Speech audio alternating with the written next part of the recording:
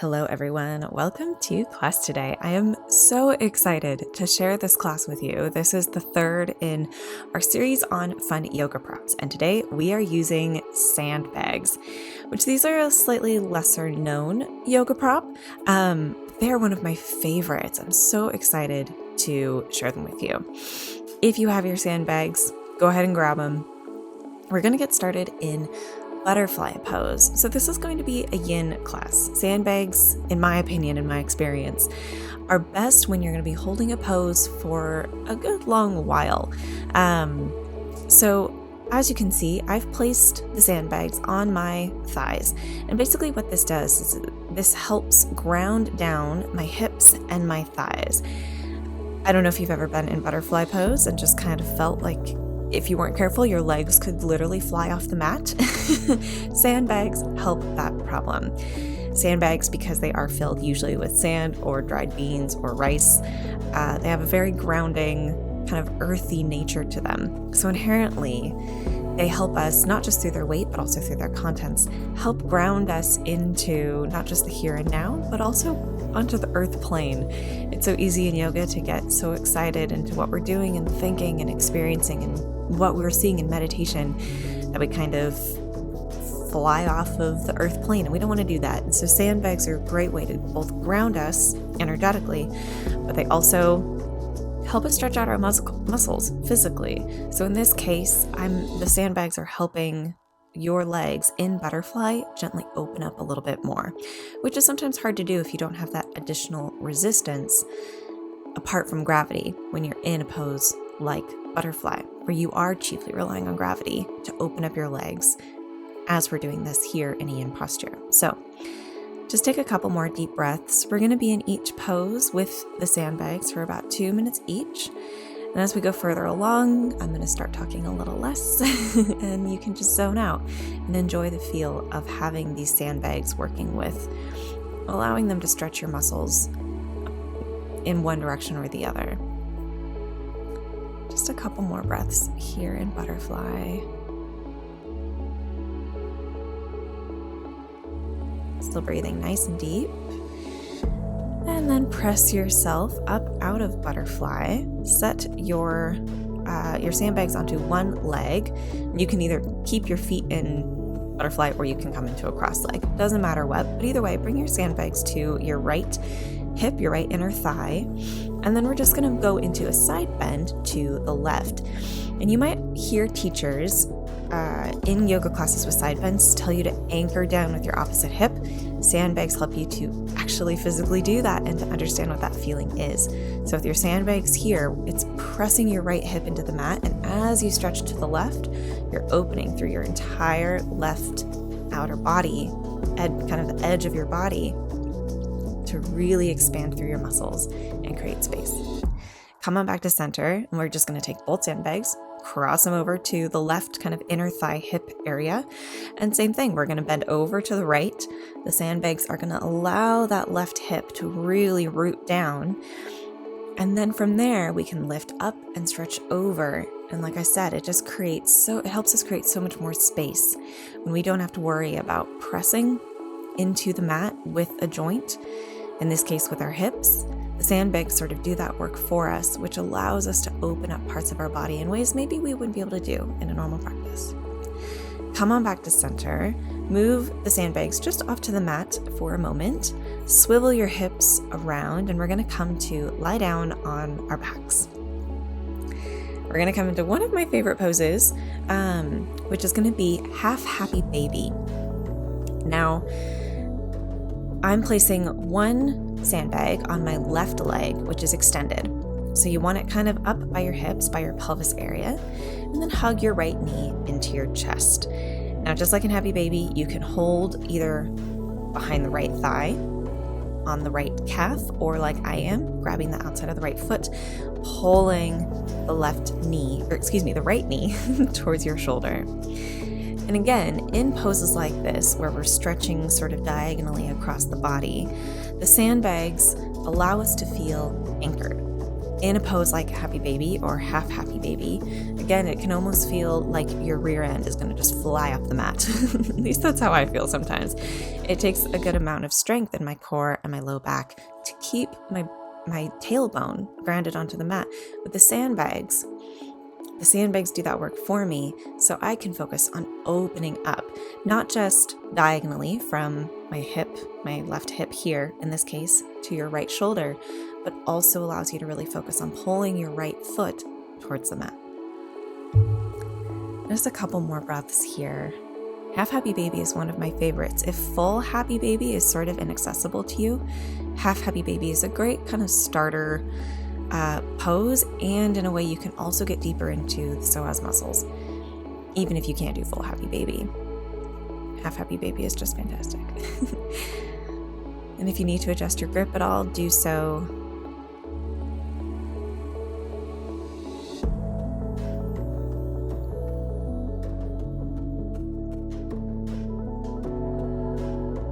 Take a couple more deep breaths.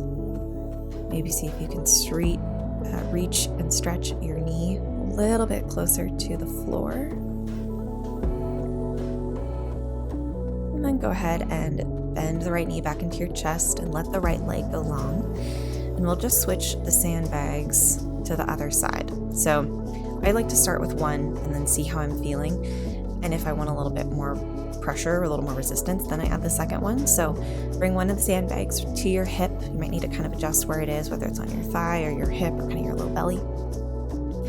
And then hug the left leg into the chest. And just like in regular happy baby, grab either behind the thigh, the calf, or the outside of the left foot and gently pull that left knee to your shoulder.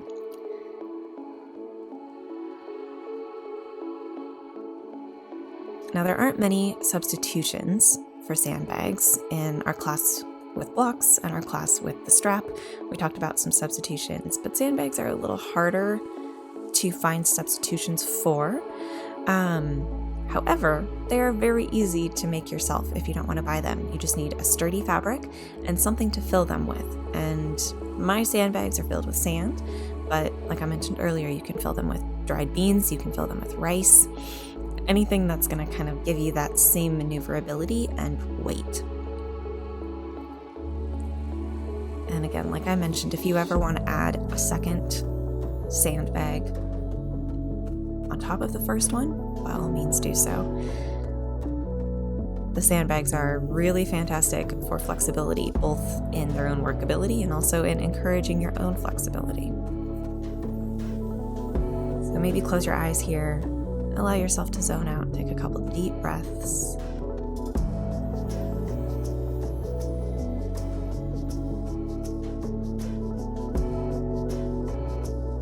Beautiful. Hug that left knee into your chest and then extend the leg long. Set the sandbags off to the side and hug both knees into the chest. Plant your feet on the mat, scoot your hips over to the right, and let your legs fall to the left. We're going to come into a very gentle twist with the sandbags. Now, the way I like to use sandbags in a reclined twist like this is to put one sandbag on top of my right thigh. So it's kind of pressing my legs towards the mat. And the other sandbag is going to go right over my shoulder joint. Now, make sure your right arm is either out in a T shape or in sort of a goalpost cactus arm shape. And then the sandbag's just going to drape over your shoulder. So what's happening here is we're working diagonally across the body. So twists in general help us stretch out our obliques, twist our inner organs. The sandbags allow us to get a little bit deeper and to kind of stretch our body in a way that we don't usually get to stretch it. So the sandbag helps to ground your legs, ground your thighs towards the mat. The sandbag on your shoulder helps keep your shoulder grounded. Again, like we talked about in our side bends, it's always important to keep at least one joint grounded onto the mat. And then this creates resistance diagonally across your body. It helps stretch out your obliques. And because your shoulder joint is anchored and your legs are anchored, it allows all of those muscles across your torso and in your thighs and your glutes and your hips to relax because you're not focusing on keeping your joints where they need to be. And honestly, I could stay in this sort of side twist with sandbags for a real long time, but we're only going to be here for a couple more seconds. So close your eyes, take a few deep breaths, and just enjoy it.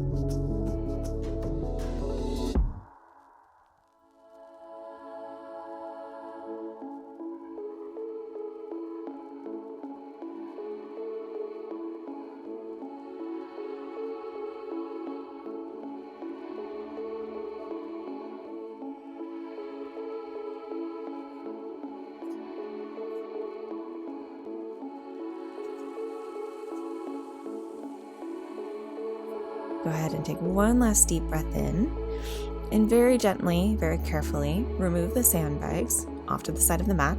Bring your knees back to center. This time, press into your feet, shift your hips over to the left, and let your knees fall to the right. We're going to do the same thing here. So one sandbag draped across the top of the left thigh.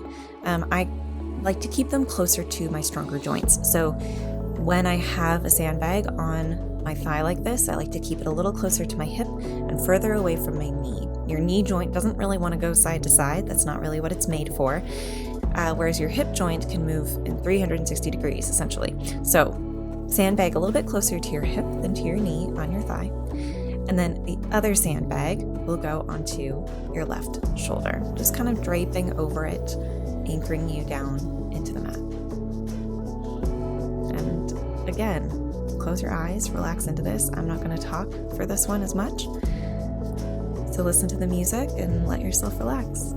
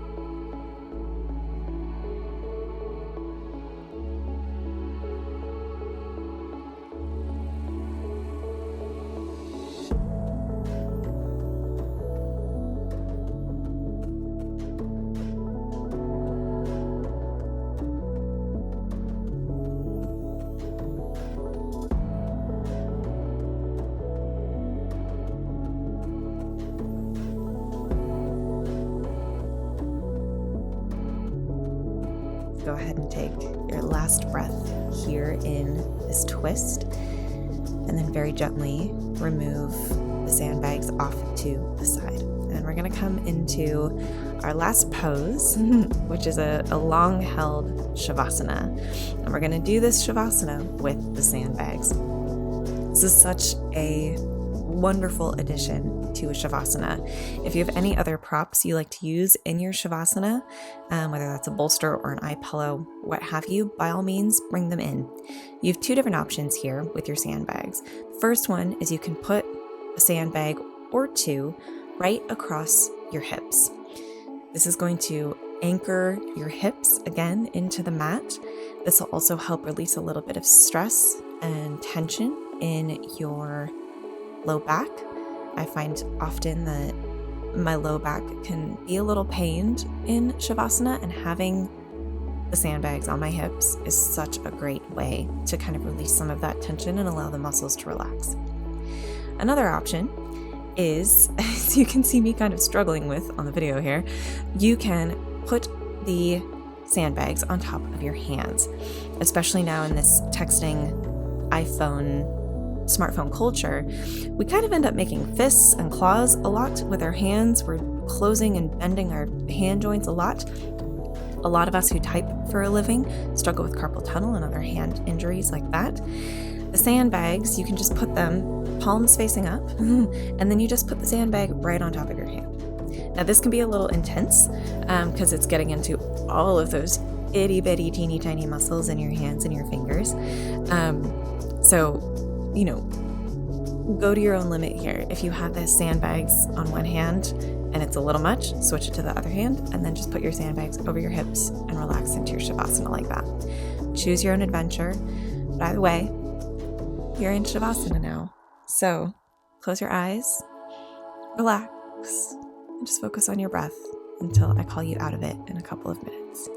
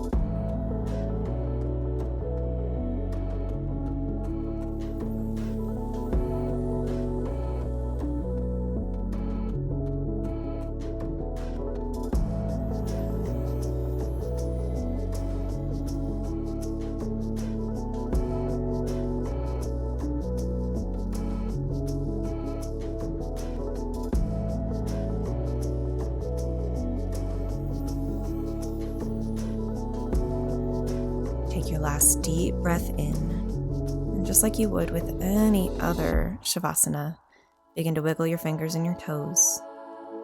Make circles with the wrists and the ankles. Remove the sandbags and any other props you were using off to the side. And then hug your knees into your chest, maybe rock side to side. And gently press yourself up into a seated position. And when you're ready, inhale the arms down, around, and up overhead. Exhale, pull the hands through the midline to heart center. And you can open your eyes. Thank you so much for joining me on this third class in our props series. I will link the class for how to use blocks and the class for how to use a strap down in the description box below. If you liked this video, be sure to give it a thumbs up. Don't forget to subscribe. I post new yoga and meditation videos every Thursday. And until next time on the mat, have a lovely rest of your day. Bye for now.